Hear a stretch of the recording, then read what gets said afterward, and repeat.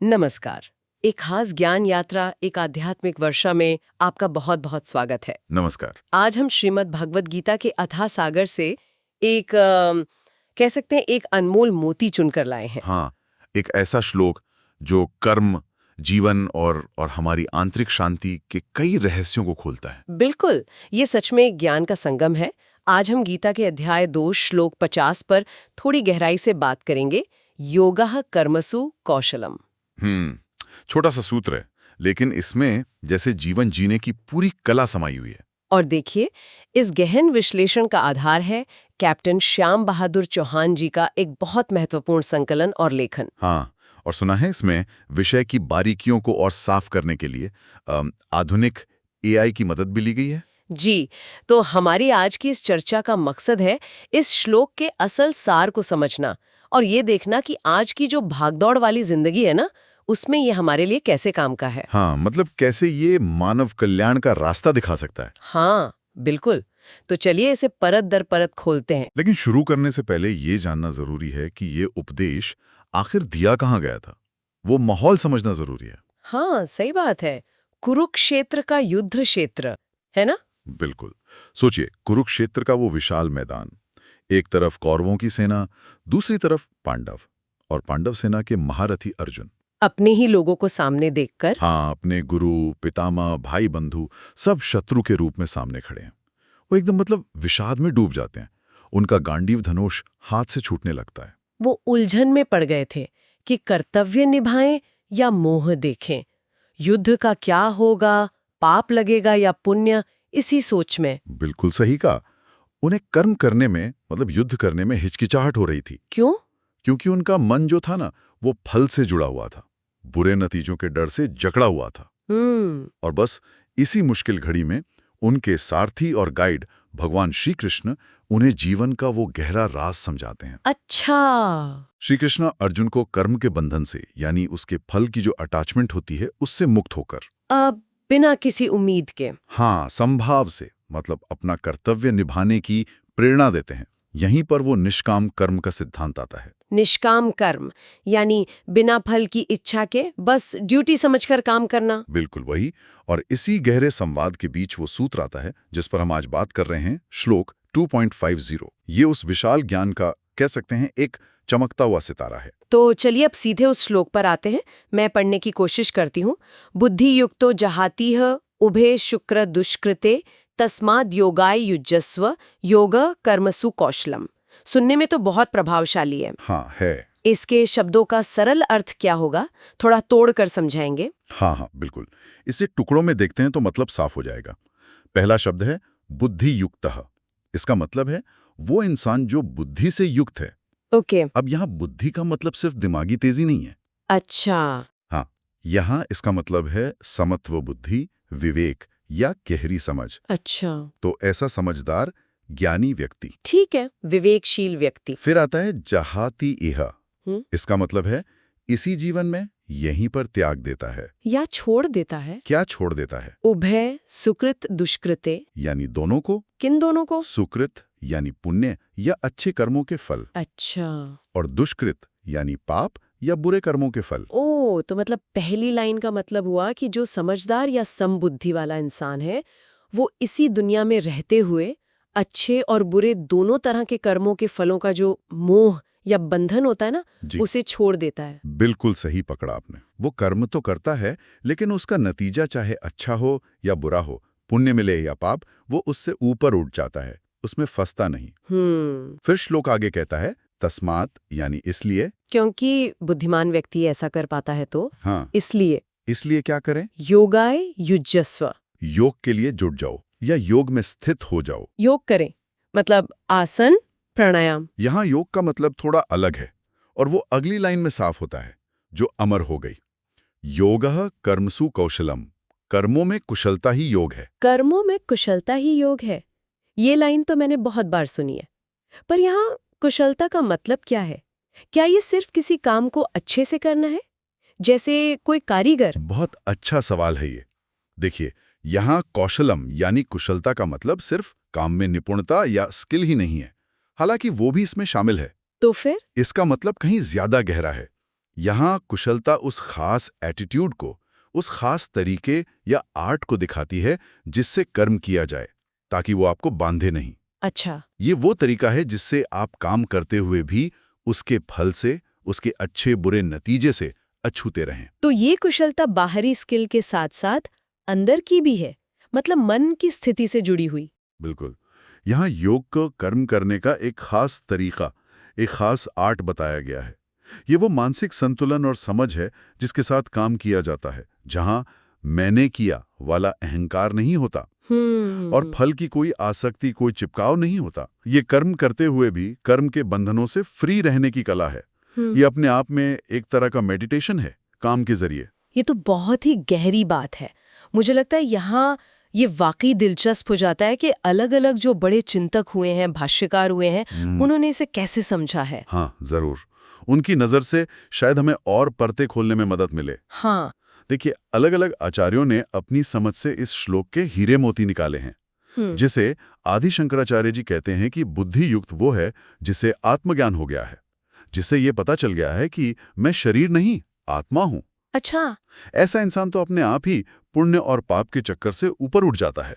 उनके हिसाब से यहाँ योग का मतलब है समत्व बुद्धि। समत्व बुद्धि। हाँ, यानी हर हाल में सुख दुख, फायदा नुकसान, मान अपमान एक जैसा रहना।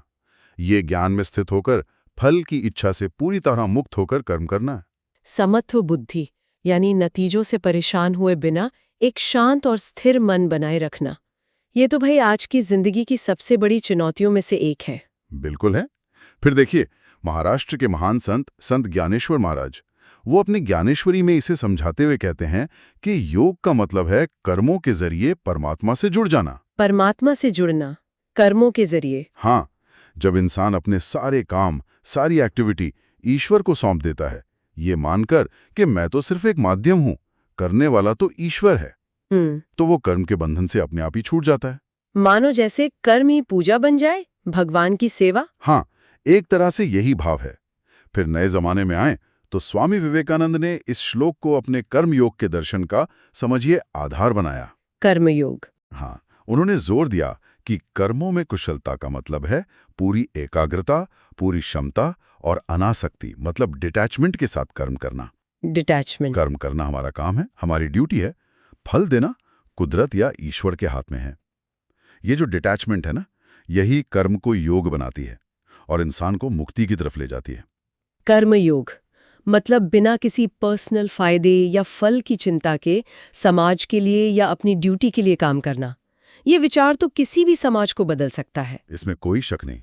और हमारे पूर्व राष्ट्रपति और महान दार्शनिक डॉक्टर सर्वपल्ली राधाकृष्णन जी, उन्होंने भी इसकी व्याख्या करते हुए कहा कि ये श्लोक इंसान को एक नैतिक और आध्यात्मिक जीवन जीने की कला सिखाता है। जीने की कला। उनके अनुसार ये योग यानी कर्म में कुशलता और अनासक्ति की जो प्रैक्टिस है, यही इंसान को संसार के कर्मफल के चक्कर से, जन्म मरण के बंधन से मुक्त कर सकती है। ये सिर्फ फिलॉसफी नहीं है, बल्कि जीने का एक प्रैक्टिकल तरीका है। इन सभी व्याख्याओं को सुनकर ऐसा लग रहा है जैसे अलग अलग एंगल से एक ही सच्चाई को देखा जा रहा है। आप बिल्कुल सही कह रही हैं। इन सभी नजरों में एक कॉमन धागा साफ दिखता है। कर्म के फल के प्रति अनासक्ति, डिटैचमेंट, और कर्म को खुद उसकी पूर्णता के लिए पूरी योग्यता, कुशलता और सही भावना के साथ करना। अगर हम इसे बड़ी पिक्चर में देखें तो ये श्लोक सिर्फ धार्मिक या आध्यात्मिक दायरे तक ही सीमित नहीं है। अच्छा। हाँ, ये तो लाइफ मैनेजमेंट, साइकोलॉजी और यहाँ तक कि लीडरशिप के लिए भी एक बहुत पावरफुल सिद्धांत देता है। सही बात है। ये हमें सिखाता है कि कैसे हम अपनी जिम्मेदारियां निभाते हुए भी अंदर से शांत, फ्री और संतुलित रह सकते हैं। तो इसका क्या मतलब हुआ? आज की इस तेज रफ्तार दुनिया में जहां हर कोई रिजल्ट, सक्सेस, टारगेट के पीछे भाग रहा है, ये सिद्धांत कैसे प्रैक्टिकल हो सकता है? लोग कह सकते हैं, भाई बिना फल की चिंता के काम कैसे करें? मोटिवेशन कहाँ से आएगा? ये सवाल बहुत वाजिब है।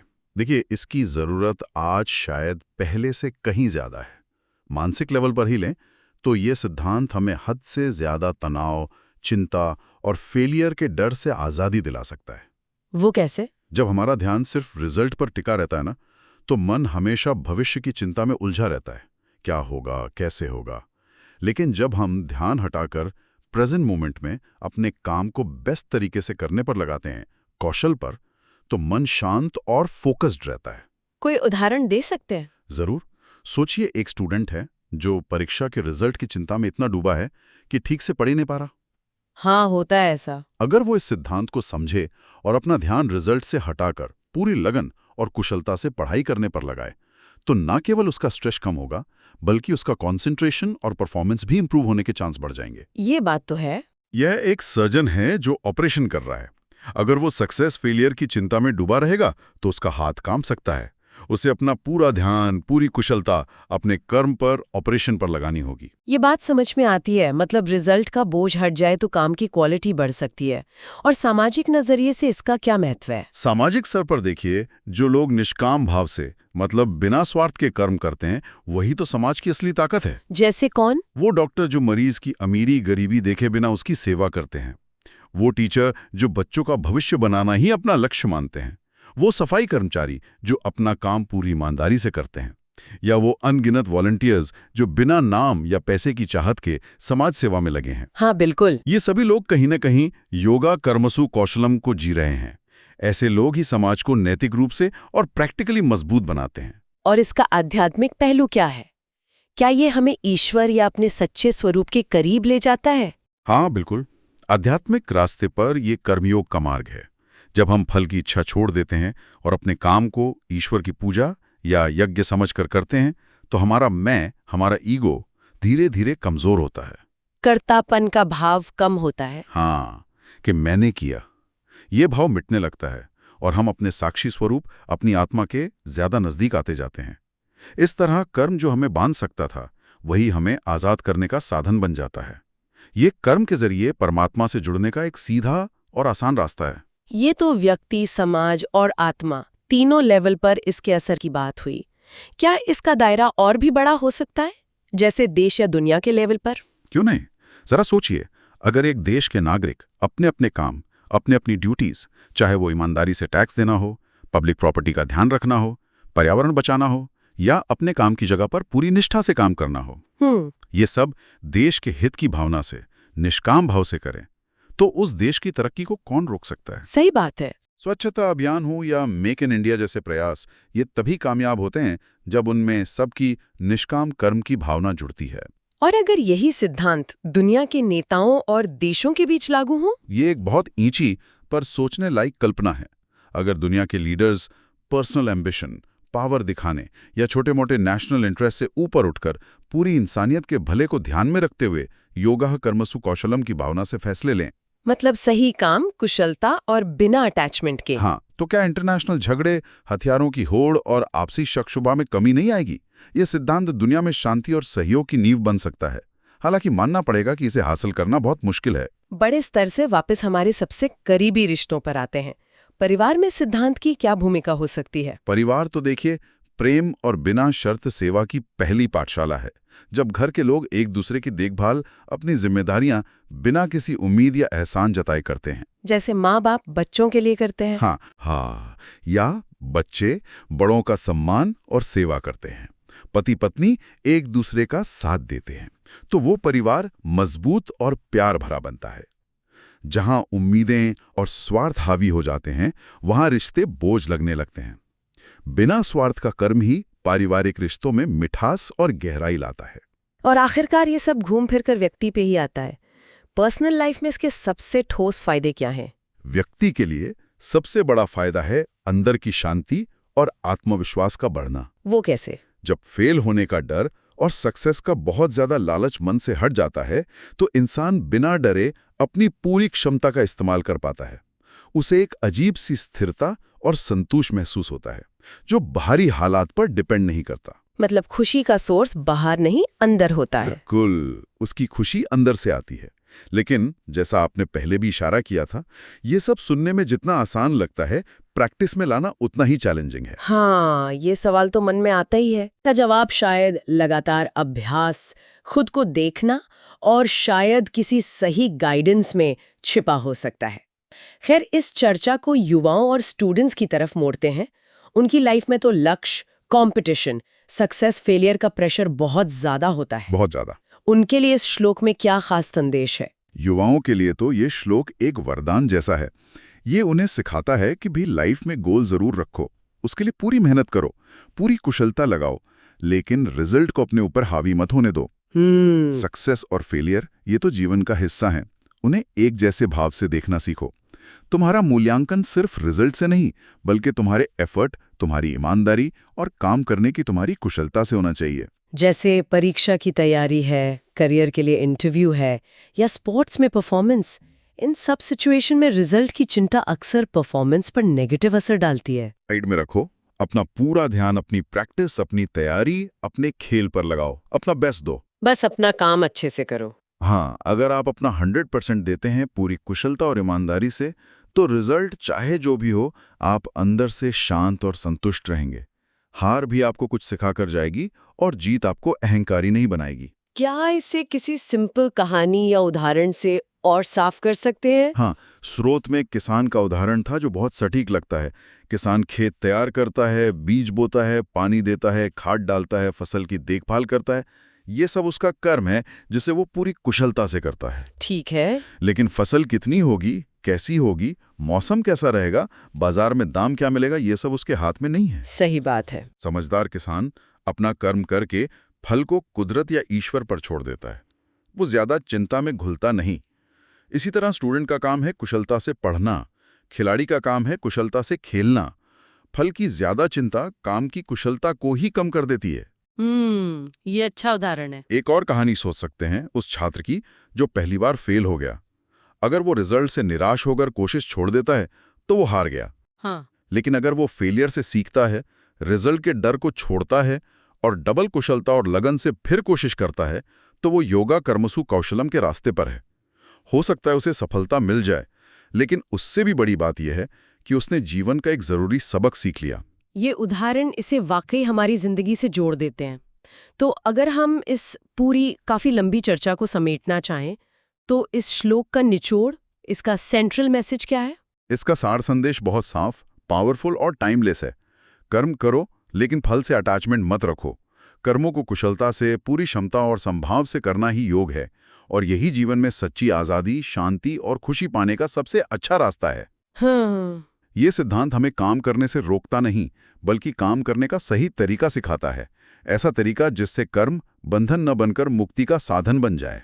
तो मतलब ये हुआ कि हमें अपने रोजमर्रा के जीवन के हर काम को, चाहे वो छोटा हो या बड़ा, अपनी पूरी योग्यता और लगन से करना चाहिए।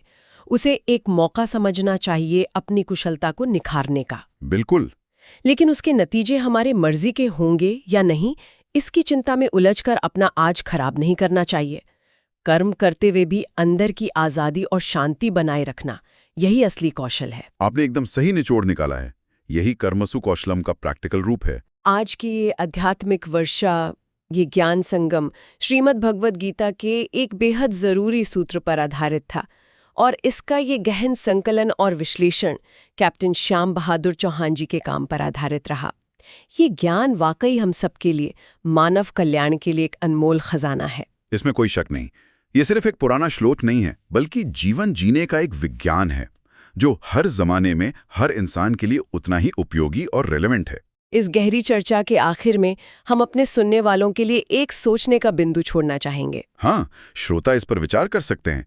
इस ज्ञान को सुनने और समझने के बाद मैं अपने रोज के जीवन में कौन सा एक ऐसा काम चुन सकता हूँ, चाहे वो ऑफिस का कोई प्रोजेक्ट हो, घर की कोई जिम्मेदारी हो या किसी रिश्ते को निभाना हो, जिसे मैं अगले कुछ दिनों तक योगा कर्मसु कौशलम की भावना से करने की प्रैक्टिस करूंगा। मतलब पूरी कुशलता से, पर रिजल्ट की चिंता किए बिना। हाँ, या फिर इस पर भी सोचें, पर्सनल शांति से आगे बढ़कर कर्मफल से डिटैचमेंट का ये सिद्धांत हमारे समाज में जो कंपटीशन, जलन और झगड़े हैं, उन्हें कम करने में कैसे मददगार हो सकता है। ये सवाल हमें इस ज्ञान को अपनी जिंदगी में उतारने की प्रेरणा देते हैं।